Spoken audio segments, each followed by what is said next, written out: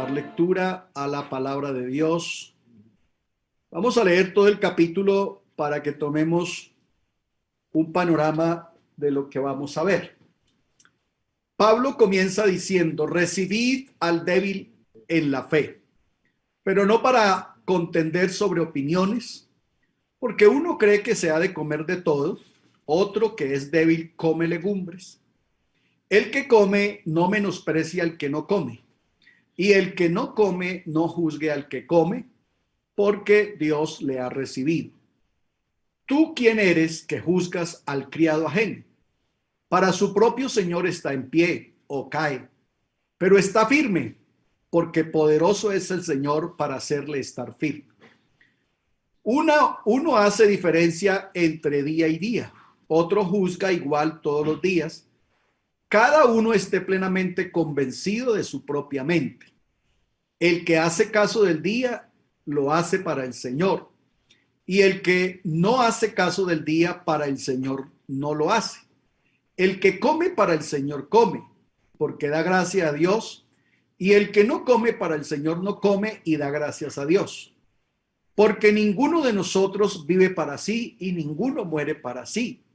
Pues si vivimos, para el Señor vivimos, y si morimos, para el Señor morimos. Así pues, sea que vivamos o que muramos, del Señor somos. Porque Cristo para esto murió y resucitó y volvió a vivir, para ser Señor así de los muertos como de los que viven. Pero tú, ¿por qué juzgas a tu hermano? ¿O tú también, por qué menosprecias a tu hermano? Porque todos compareceremos ante el tribunal de Cristo.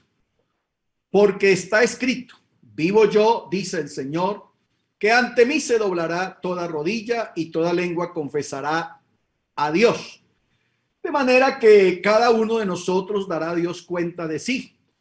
Así que ya no nos juzguemos más los unos a los otros, sino más bien decid no poner tropiezo u ocasión de caer al hermano. Yo sé y confío en el Señor Jesús que nada es inmundo en sí mismo, mas para el que piensa que algo es inmundo, para él lo es. Pero si por causa de la comida tu hermano es contristado, ya no anda conforme al amor, no hagas que por la comida tuya se pierda aquel por quien Cristo murió. No sea pues vituperado vuestro bien, porque el reino de Dios no es comida ni bebida, sino justicia, paz y gozo en el Espíritu Santo. Porque el que en esto sirve a Cristo agrada a Dios y es aprobado por los hombres. Así que sigamos lo que contribuye a la paz y a la mutua edificación. No destruyas la obra de Dios por causa de la comida. Todas las cosas a la verdad son limpias, pero es malo que el hombre haga tropezar a otro con lo que come. Bueno es no comer carne, ni beber vino, ni nada en que tu hermano tropiece o se ofenda o se debilite. ¿Tienes tu fe? Tenla para contigo delante de Dios. Bienaventurado el que no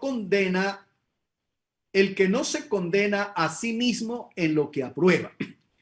Pero el que duda sobre lo que come es condenado, porque no lo hace con fe. Y todo lo que no proviene de fe es pecado. Amén. Dígale amén a la palabra de Dios. Gloria a Dios. Bueno, los que están de pie se pueden sentar. Gloria al Señor. Aleluya. Como se darán cuenta, tenemos un capítulo que sigue siendo como el capítulo 13, como el capítulo 12. Sigue siendo una carta, una exposición, un manual de convivencia del apóstol Pablo para la iglesia del Señor en Roma. Entonces, aquí Pablo ahora va a hablar de de una serie de cosas que son del diario vivir. Y exactamente va a hablar de costumbres nuestras, de incluso cultura nuestra, y de cómo el cristiano debe procurar saber que ahora está en Cristo y que tiene que entender que no solamente se debe a Él, sino que también se debe a Dios, pero que también se debe a los demás. Eso es importante que lo entendamos. Digo, yo me debo a mí mismo porque yo debo responder a Dios por mis actos. Yo me debo a Dios porque soy de Él, soy su propiedad. Él me compró con su sangre. Pero también me debo a los demás. Eso es lo que Pablo ahora nos va a referir en este capítulo 14. Recordemos que en el capítulo 12, Pablo habló más de la vida devocional y de servicio del cristiano. Por lo menos en los primeros 4 versículos, Pablo se refirió a la vida devocional del cristiano. En los versículos en adelante se refirió entonces a la vida de servicio a través de los dones.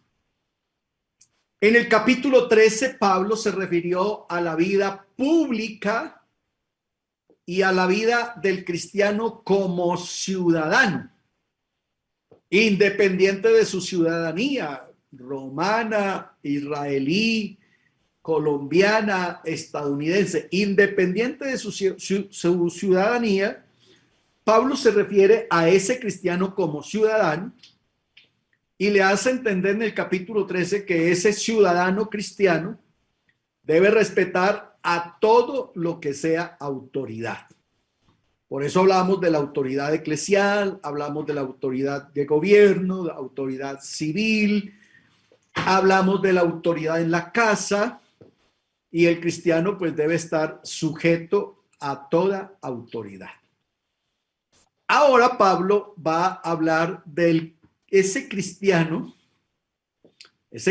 convertido respecto a sus costumbres, respecto a su cultura y respecto a la concepción que cada uno de ellos tenían. Valga la pena recordarles que Pablo aquí sigue enfrentando la problemática que se presentó en la iglesia a razón de los dos pueblos. Entonces, aquí el problema continúa, es porque unos creen que se podía comer marrano y los otros creían que no se podía comer marrano. Unos creían que podía trabajarse el día sábado y otros creían que no se podía trabajar el día sábado. ¿Eso a razón de qué se daba? Se daba a razón de que la iglesia estaba compuesta de judíos y gentiles. Y obviamente entonces cada pueblo tenía una costumbre, cada pueblo tenía una enseñanza. Los judíos con respecto a las comidas y al día de reposo, pues eran supremamente estrictos, supremamente legalistas. Los gentiles no estaban obligados ni acostumbrados a observar ni días ni comidas. Los gentiles por naturaleza comemos de todo. Por eso es que andamos así, porque comemos de todo. Gloria a Dios. Alabanzas, y más en esta pandemia ni se diga. Entonces, obviamente que el cristiano judío pues venía y encontraba ahora algo con el que se veía enfrentado en cuanto a su principio de enseñanza y en cuanto a su costumbre de nación. Y eso hizo que otra vez se diera una especie de enfrentamiento y se calculara entonces la firmeza, escuchen, la firmeza del cristiano dependiendo de lo que comía. Entonces, al que comía esto se le llamaba débil y al que no comía esto, pues se le decía fuerte. ¿Ya?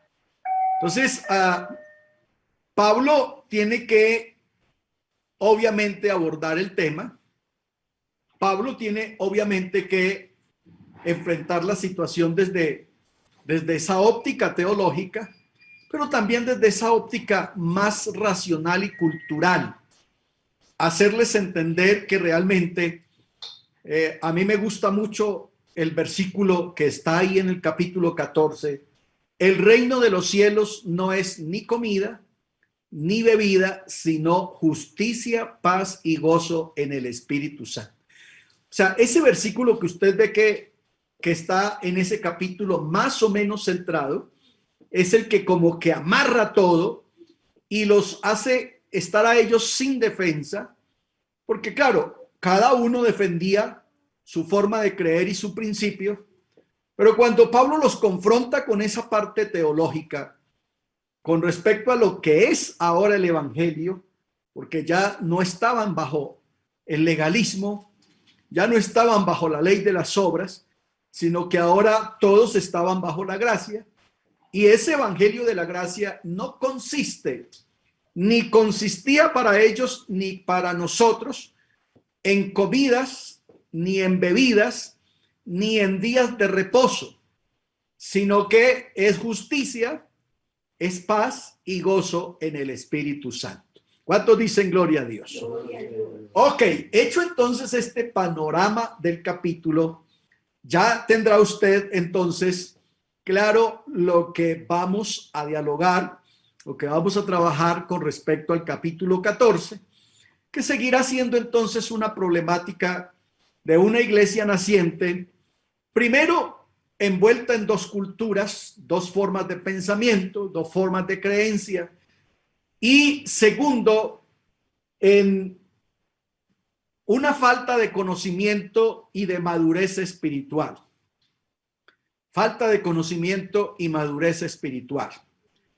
Y aquí es importante que entendamos cosas. Vamos a entender aquí cosas. Y vamos a darnos cuenta cómo se comporta una iglesia inmadura y cómo se debe comportar una iglesia madura. ¿Ya? Lo que le estaba pasando a esta iglesia era muestra de que le faltaba madurez espiritual, le faltaba madurez en la doctrina, madurez en la palabra. Y por eso ellos vivían discutiendo de qué se podía comer, qué no se podía comer, qué día había que observar o qué día no había que observar. Seguramente entre eso había discusión de la falda, si era hasta los tobillos o era 3/4 o era minifalda, si era de escote o no era de escote, si se podía teñir el cabello o no se podía tener el cabello, porque esas son cosas que se presentan en las iglesias y que reflejan en los cristianos en qué punto de su vida cristiana está. Alabanzas al Señor. Un cristiano de 20 años de cristianismo ya generalmente no es normal que tenga esa clase de preguntas. No es normal que un cristiano de 20 años venga y le pregunte al pastor, pastor, si me como 1,000 pesos de rellena, ¿será que está mal o está bien? Eso ya no le pregunta a un cristiano de 20 años. Eso lo pregunta a un cristiano de 1 año, de 2 años, pues máximo. Pero un cristiano de 20 años ya no pregunta esas tonterías, porque ya ha alcanzado madurez espiritual. Por eso ustedes verán frente a qué clase de iglesia estamos parados. Muy bien. Vamos a ir entonces al texto.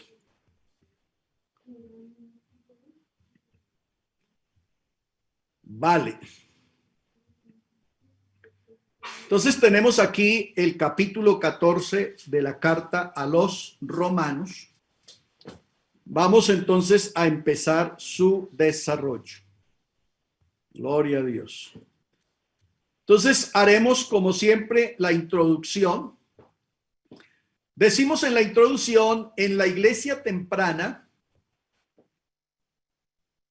cristianos a menudo tenían desacuerdos y creaban problemas unos para otros.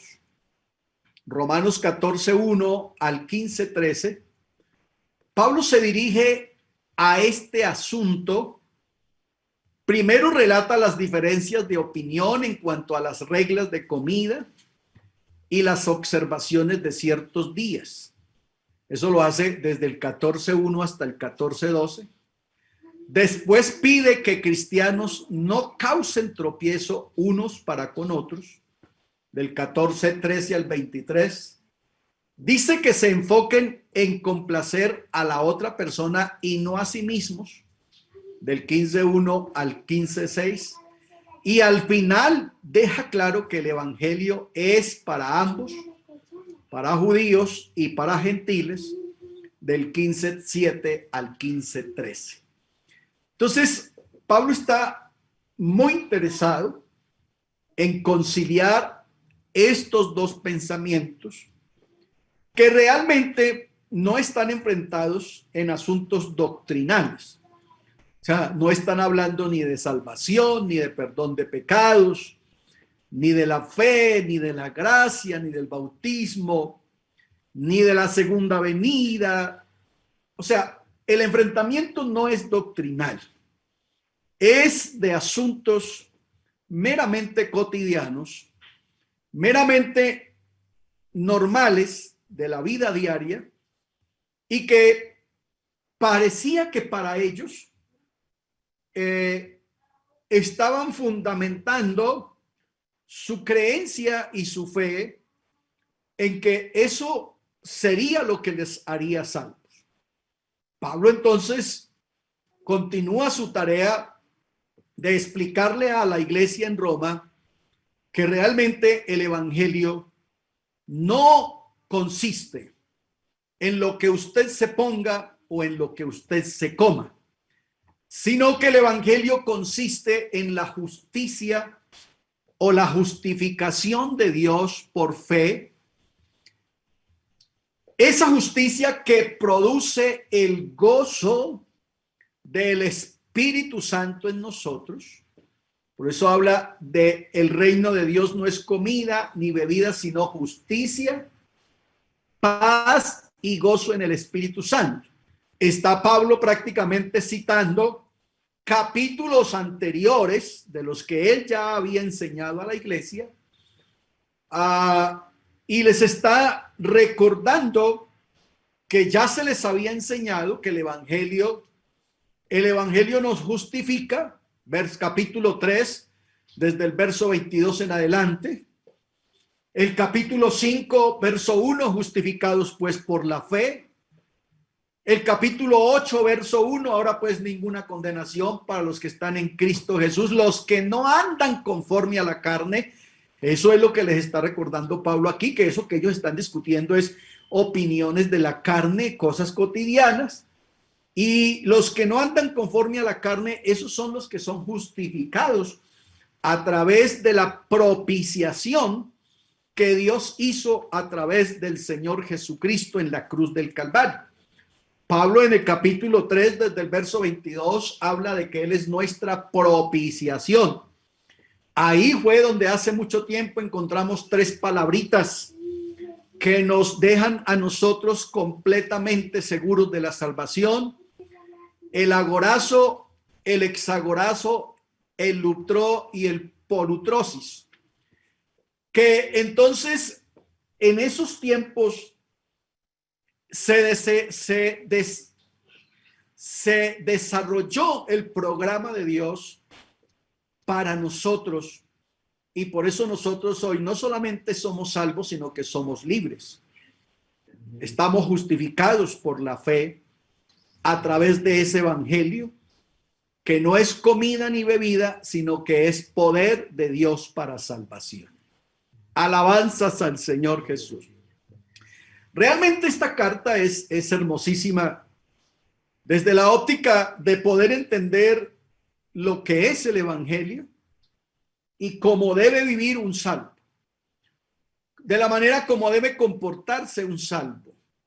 de la manera como un salvo debe vivir el evangelio y debe disfrutar el evangelio. Hay gente que convierte el evangelio de Jesucristo en una camándula de prohibiciones, y realmente Dios no nos prohíbe a nosotros nada.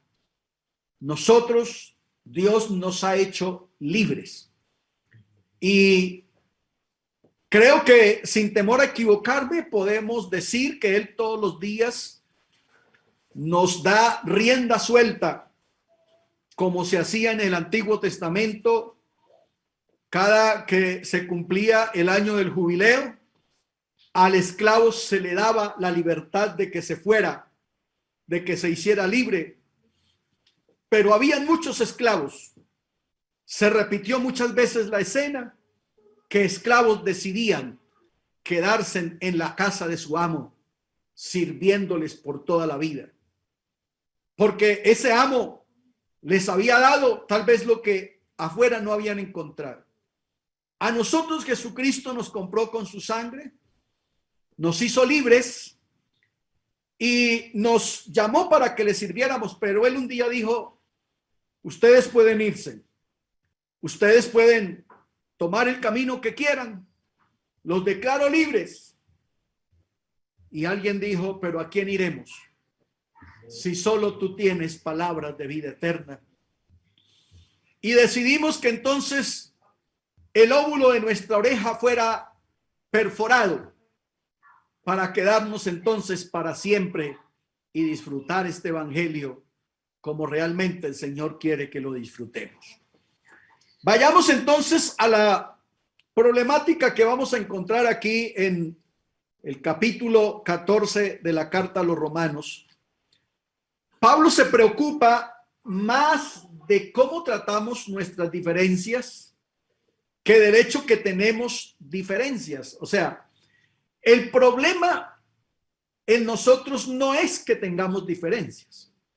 Es apenas normal, somos seres humanos, cada uno piensa diferente, cada uno actúa diferente, cada uno cree diferente, cada uno interpreta las cosas diferentes. A Pablo no le preocupa tanto eso de que hayan diferencias en el pueblo, sino que Pablo está interesado es en darle un buen manejo a esas diferencias. O sea, para Pablo es más preocupante cómo la iglesia maneja sus diferencias que las mismas diferencias. Porque notará usted que el capítulo 14 entonces habla de débiles y de fuertes. Y para ellos el concepto de débil y fuerte radicaba en si come o no come y en si guarda o no guarda. Ya. Entonces es importante que entendamos que no radica la fortaleza de un cristiano en eso. Alabes en esto el que se hubiere de alabar, en conocerme, en entenderme y saber que yo soy. Ese es el que se hace fuerte. Pero no es en el que si come o no come, si guarda o no guarda. Peor aún cuando se tildaba de débil al que no comía o de fuerte al que comía. Realmente el pueblo, la iglesia, estaba desenfocada. Cristo no requiere que concordemos en todo. O sea, Dios no nos pide que andemos pues alineados y que a todo le digamos amén, pero sí pide que nos amemos unos a otros, aún con todas nuestras diferencias, con la gama de pensamientos que tenemos, con la multiforme manera de actuar. Dios nos pide que aún así seamos capaces de amarnos unos a otros. Pablo entonces provee ejemplos de acciones de cristianos que aman deben tomar aún en sus desacuerdos. O sea, que aunque yo no esté de acuerdo con Pablo me da herramientas de cómo debo yo actuar, qué acciones debo tomar para poder compenetrar en amor con ese con el que yo no estoy de acuerdo. Así que hay tres aspectos importantes aquí. Primero, a Pablo le interesa más el cómo la iglesia difiere sus diferencias. Ese es lo primero. Lo segundo es que Cristo no requiere que concordemos en todo, pero sí nos pide que nos amemos todos, nos amemos unos a otros. El capítulo 14, el verso 15, los versos 14 y 15, Pablo provee entonces de acciones que los cristianos debemos tomar, aún así estemos en desacuerdo. ¿Cómo poder hacer que yo pueda amar al hermano así no esté de acuerdo con muchas cosas que él cree, que él piensa y que él hace? Gloria a Dios. Así que hay cosas aquí bien importantes. La invitación es: no rechaces a esta persona. La exhortación es: recíbelo, acéptalo, admítelo, reconócelo como uno de los tuyos, a ese que no piensa como tú y que no come lo que tú comes. Considéralo como tu hermano, como ese amado hermano que hace parte del cuerpo de Cristo. Note que Pablo en el capítulo 14:1 dice: admitan, toleren al débil en la fe, pero no para contienda.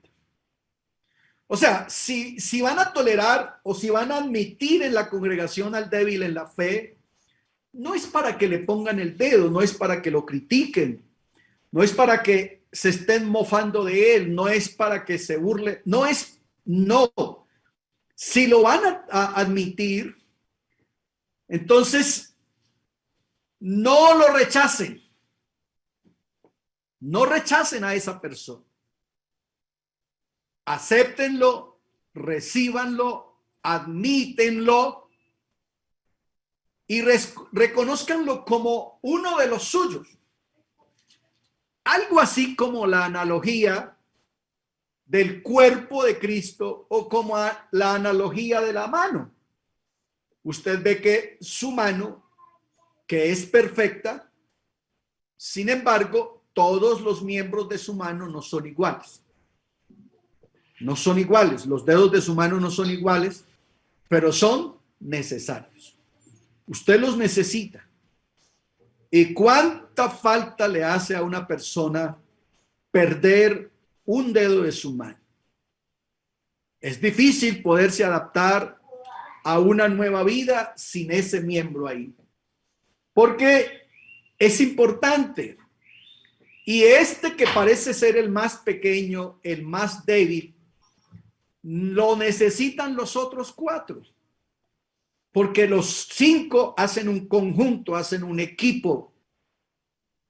Son los 5 dedos los que agarran, los que aprietan bien, los que se afirman bien, los que dan seguridad. Si uno de ellos falta, entonces el ejercicio ya no es igual. A eso es que Pablo le va a apuntar, a eso es que Cristo le apunta en este capítulo, a que entendamos que nos necesitamos unos a otros, que el débil en la fe es necesario en la iglesia y que siempre los va a haber. Los hubo en la pequeña iglesia de Cristo, hubo el débil en la fe, el flaco en la fe, pero también hubo el que sabía pararse firmemente en los momentos decisivos. Los unos y los otros nos necesitamos. ¿Cuántos dicen gloria a Dios? Alabanzas al Señor. Entonces Pablo dice, no recibáis al creyente débil con el objetivo de tener una gran discusión o con el objetivo de tener una razón de disputa o para tener con quién desquitarme o a quién echársela. No lo admitáis solo para criticarlo. Aleluya. No, nosotros debemos también saber que para nosotros hay uno que juzga. No somos nosotros jueces. Nosotros tenemos un juez que juzga todas las cosas. Y eso también lo exhorta Pablo ahí en la carta. Gloria a Dios. Esto entonces a manera de introducción. El verso 1 entonces dice, el 1 al 3, recibir al débil en la fe. Pero, oiga eso, recibir al débil en la fe, pero no para contender sobre opiniones. Porque uno cree que se ha de comer de todo. Y otro que es débil come legumbres. Así que el que come, no critique, no menosprecie, no juzgue al que no come. Y el que no come, pues tampoco lo haga. No critique, no juzgue al que come. Porque a ambos, no solamente a uno, no solamente al que no come, sino a ambos, al que no come y al que come, Dios los ha recibido. Oiga, tremenda palabra, ¿no? O sea, ya eso tiene que poner a la iglesia a reflexionar. Escuche, al que come y al que no come, a ambos Dios los ha recibido. Amén. Entonces, nosotros, pues, ¿quiénes somos para entrar a juzgar al uno o al otro? Eso sí, entiéndase que estamos hablando de cosas cotidianas. De cosas cotidianas. No estamos hablando de pecado, de cosas cotidianas. Que era la discusión de la iglesia en Roma. Eran cosas cotidianas. Era chicharrón frito, oreja de marrano, pescado de cuero. Era discusión entre sábado y domingo. Para los judíos era el sábado, para los gentiles o los romanos era el domingo. Eran cosas como esas. Que lo más seguro es que no condenarían a nadie, pero sí podían destruir y dividir una iglesia. Escucha eso. Y eso es importante que le pongamos cuidado, porque hay cosas en la iglesia que no son pecado, que son cosas cotidianas, que son asuntos de fácil manejo, pero que a veces la iglesia se enfrasca ahí, se trenza ahí, en una disputa, en un comentario, en un lleve y traiga, en un cuchicheo, que terminan afectando la iglesia y seguramente hasta dividiendo la iglesia. A eso es que Pablo apunta, y a eso es que el Señor apunta cuando decimos que Dios no está interesado en que nos comprendamos plenamente en todo, sino que en que sepamos tolerar las diferentes maneras de pensar de cada uno. Alabanzas al Señor. ¿Cuántos dicen gloria a Dios? Aleluya. Estos 3 versículos entonces nos van a dar la introducción a el resto del capítulo. Estos 3 versículos nos hacen entonces ese paso introductorio. Pablo entonces habla de reciban al flaco en la fe. Esa expresión débil tiene esa raíz de flaco. Reciban al flaco en la fe. Y entiéndase que cuando Pablo está diciendo eso, lo está diciendo desde esa óptica conceptual que yo tengo. Porque aquí la pregunta que nos tenemos que hacer más adelante es, ¿quién es el flaco en la fe? ¿El que come o el que no come? ¿Aló? Entonces, si yo no comía, pues el flaco para mí era el que comía. Y si yo comía, el flaco para mí era el que no comía. Por eso Pablo dice, a ambos los ha recibido Dios. O sea que para Dios ninguno de los dos era flaco. ¿Aló? Ese era un problema de la iglesia. No era un asunto con Dios. La expresión aquí flaco en la fe era la concepción de la iglesia. Repito, para mí flaco era el que no comía, porque yo sí comía. Pero si yo no comía, entonces para mí flaco era el que comía. Pero Pablo, en esa sabiduría que Dios le dio, Pablo entonces dice, a los dos los recibió el Señor. Pero no utiliza Pablo la palabra firme hasta el capítulo 15, verso 1, porque Pablo va a hablar de flaco y de firme. Donde dice aquí que los que somos más firmes debemos sobrellevar las flaquezas de los flacos y no agradarnos a nosotros mismos. Alabanzas al Señor. Mire que Pablo estaba tan permeado del asunto que él se hacía de algún bando. Claramente Pablo se cuenta a sí mismo entre los firmes. Y la pregunta es, ¿de cuáles era Pablo? ¿De los que comían o de los que no comían? ¿De los que guardaban el sábado o de los que no guardaban el sábado?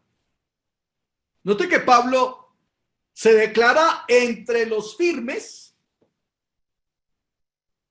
pero Pablo no se está declarando de ninguno de los dos bandos, ni se declara de los que comen, ni se declara de los que no comen, ni se declara de los que guardan, ni se declara de los que no guardan.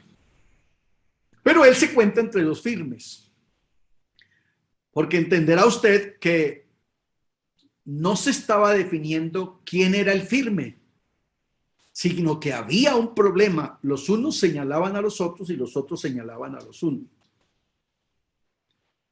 Y sabemos entonces que no siente la obligación de cumplir con restricciones dietéticas judías. O sea, Pablo no siente ese deseo de hacerlo, a razón ya que de Pablo tenía claro el concepto de las viandas. Pablo había definido entonces claramente el concepto de las viandas. Para Pablo estaba claro el concepto del evangelio y que el evangelio hace y purifica y limpia todas las cosas. ¿Ya? No solamente al hombre, sino que el evangelio de la gracia o la dispensación de la gracia cambia todas las cosas y las declara puras y santificadas para el beneficio de los hombres. ¿Ya? Y entonces ya por eso vamos a encontrar que Pablo va a hablar de la oración por los alimentos para que los alimentos sean santificados. ¿Ya? Yo creo que la discusión en esta epístola va a estar interesante. La pregunta es, para irnos para la casa esta noche, ¿usted de cuáles es? ¿De los que comen o de los que no comen? Aleluya. ¿Ustedes de cuáles? ¿De cuál es? ¿Usted de cuál es? ¿De los firmes o de los flacos? ¿Aló? Porque a veces nosotros De los firmes. definimos nuestra firmeza sobre esas bases. ¿Ya? Es que él es mundano porque mire cómo anda, pero es que yo sí soy firme porque... Y definimos nuestra firmeza sobre eso. Y realmente no se considera firmeza el porque usted coma o no coma. ¿Sabe quién está firme? Firme está el que está parado sobre la roca. Ese está firme. El que está parado sobre la roca. Porque el evangelio de Jesucristo no es ni comida, ni bebida, sino justicia, paz y gozo en el Espíritu Santo. En este capítulo vamos a tener que echarle un repaso a Hechos capítulo 15, el concilio doctrinal de Jerusalén, en donde los discípulos van a discutir una cosa y el Espíritu Santo les sale enseñando otra. Y entonces ustedes se dan cuenta que la conclusión final allí es, le pareció bien al Espíritu Santo decirnos, enseñarnos, que en cuanto a comidas, no coman lo sacrificado a los ídolos, no coman sangre, no coman ahogado y que se guarden de fornicación. Pero ellos iban a Jerusalén a discutir todo eso, si el marrano, si el pescado de cuero, si la lechuza, si el búho, si el conejo, si el ratón. Ellos iban a discutir todo eso y el Espíritu Santo les dijo, en cuanto a comidas, lo único que ustedes no deben hacer es esto. Ni sangre, ni ahogado, ni sacrificado a los ídolos y guardas de fornicación. Dios los bendiga, que les vaya bien. Alabanzas al Señor. Definitivamente el Dios de esta iglesia es un Dios maravilloso. Aleluya.